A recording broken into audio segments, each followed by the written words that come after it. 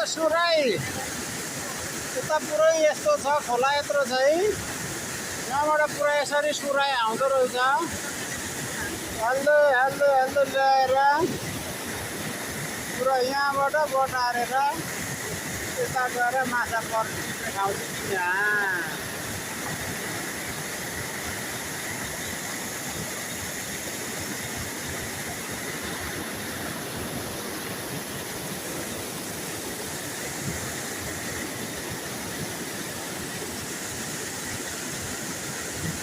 हेर्नु साथीहो रावा खोलाको सुराई हेर्नु आएको मान्छे